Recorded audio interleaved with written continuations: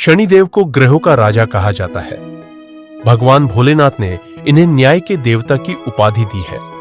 जो लोग शनिवार का व्रत करते हैं उनको पूजा के समय शनिवार व्रत कथा का श्रवण करना चाहिए। शनिदेव को बहुत जल्दी क्रोध आता है। इसी क्रोध की वजह से पिता सूर्य से इनकी नाराजगी बनी रहती है। इनके क्रोध से सभी बचने की कोशिश करते हैं, वरना व्यक्ति पर मुसीबतों का पहाड़ टूट पड़ता है। इसलिए इन्हें प्रसन्न करने के लिए शनिवार व्रत रखा जाता है। व्यक्ति शनि दोष से बचने और उन्हें शांत रखने के लिए अनेक उपाय करता है। शनि कृपा से व्यक्ति को सुख और वैभव की प्राप्ति होती है। जो लोग शनिवार का व्रत करते हैं उनको पूजा के समय शनिवार व्रत कथा का श्रवण करना चाहिए।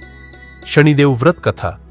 एक बार सभी 9 ग्रहों सूर्य, चंद्र, मंगल, बुध, बृहस्पति, शुक्र, शनि, राहु और केतु में बहस हो गई। कौन सबसे बड़ा है?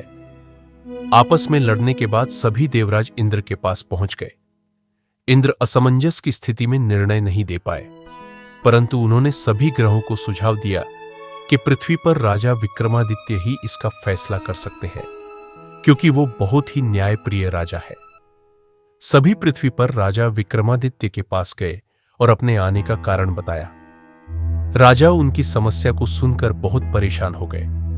उनका चिंतित होना लाजिमी था, क्योंकि जिसको भी किसी से छोटा बताया तो वही गुस्सा कर जाएगा। राजा के काफी सोच विचार के बाद उन्हें एक उपाय सूझा।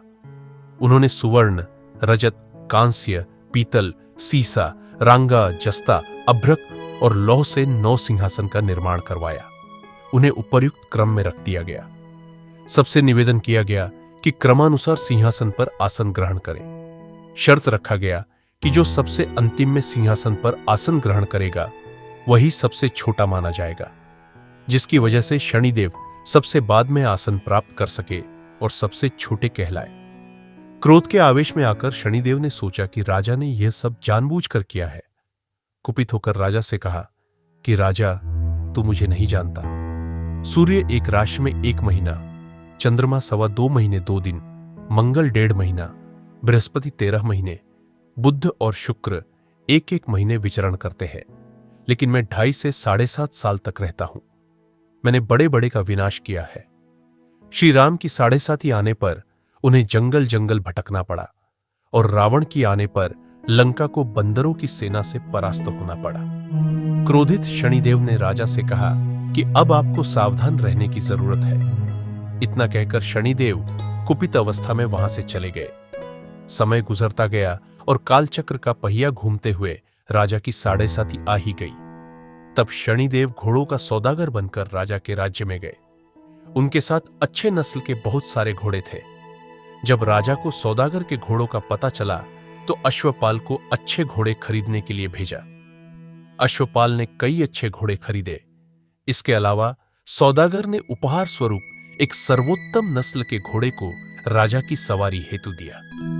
राजा विक्रमादित्य जैसे ही उस घोड़े पर बैठे वह सरपट वन की ओर भागने लगा। जंगल के अंदर पहुंचकर वह गायब हो गया। भूखा प्यास की स्थिति में राजा जंगल में भटकते रहे। अचानक उन्हें एक ग्वाला दिखाई दिया, जिसने राजा की प्यास बुझाई। राजा ने प्रसन्नता में उसे अपनी अंगूठी देकर नगर की तरफ चले गए। वहां एक सेठ की दुकान पर पहुंचकर उन्होंने जल पिया और अपना नाम वीका बताया। भाग्यवश उस दिन सेठ की खूब आमदनी हुई। सेठ खुश होकर उन्हें अपने साथ घर लेकर गया। सेठ के घर में खूंटी पर एक हार टंगा था, जिसको खूंटी निगल रही थी। कुछ ही देर में हार पूरी तरह से गायब हो गई। सेठ वापस आया तो हार गायब था। उसे लगा कि वीका ने ही उसे चुराया है। सेठ ने वीका को कोतवाल से पकड़वा दिया और दंड स्वरूप राजा उसे चोर समझकर हाथ पैर कटवा दिया। अंपक अवस्था में उसे नगर के बाहर फेंक दिया गया। तभी वहां से एक तेली निकल रहा था, जिसको वीका पर दया आ गई। उसने वीका को अपनी गाड़ी में बैठा लिया। वीका अपनी जीप से बैलों को हाँकने लगा। कुछ समय पश्चात राजा की शनि दशा समाप्त हो गई। वर्षाकाल आने पर वीका मल्हार गाने लगा। एक नगर की राकुमारी मनभावनी ने मल्हार सुनकर मन ही मन प्रण कर लिया कि जो भी इस राग को गा रहा है वो उसी से ही विवाह करेगी। उन्होंने दासियों को खोजने के लिए भेजा। पंरतु वापस आकर उन सभी ने बताया कि वह एक अपंग आदमी है। राजकुमारी यह जानकर भी नहीं मानी और अगले दिन ही वह अनशन पर बैठ गई। जब लाख समझाने पर राजकुमारी नहीं मानी, तब राजा ने उस तेली को बुलावा भेजा और वीका से विवाह की तैयारी करने के लिए कहा गया। वीका से राजकुमारी का विवाह हो गया। एक दिन वीका के स्वप्न में शनिदेव ने आकर कहा कि देखा राजन, तुमने मुझे छोटा बताकर कितना दुख झेला है।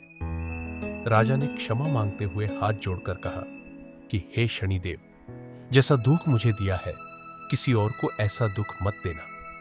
शनिदेव इस विनती को मान गए और कहा कि मेरे व्रत और कथा से तुम्हारे सारे कष्ट दूर हो जाएंगे। जो भी नित्य मेरा ध्यान करेगा और चींटियों को आटा डालेगा, उसकी सारी मनोकामना पूर्ण हो जाएगी।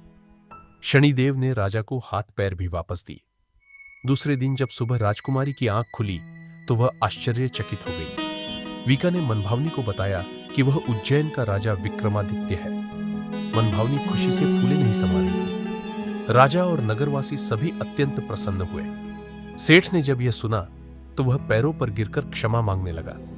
राजा ने कहा कि यह सब शनिदेव के कोप का प्रभाव था और इसमें किसी का कोई दोष नहीं है। सेठ ने निवेदन करते हुए कहा कि मुझे शांति तभी मिलेगी जब आप मेरे घर चलकर भोजन करेंगे। सेठ ने कई प्रकार के व्यंजनों से राजा का सत्कार किया। जब राजा भोजन कर रहे थे, तभी जो खूंटी हार निगल गई थी, वही अब उसे उगल रही थी। राजा ने सहर्ष स्वीकार कर लिया।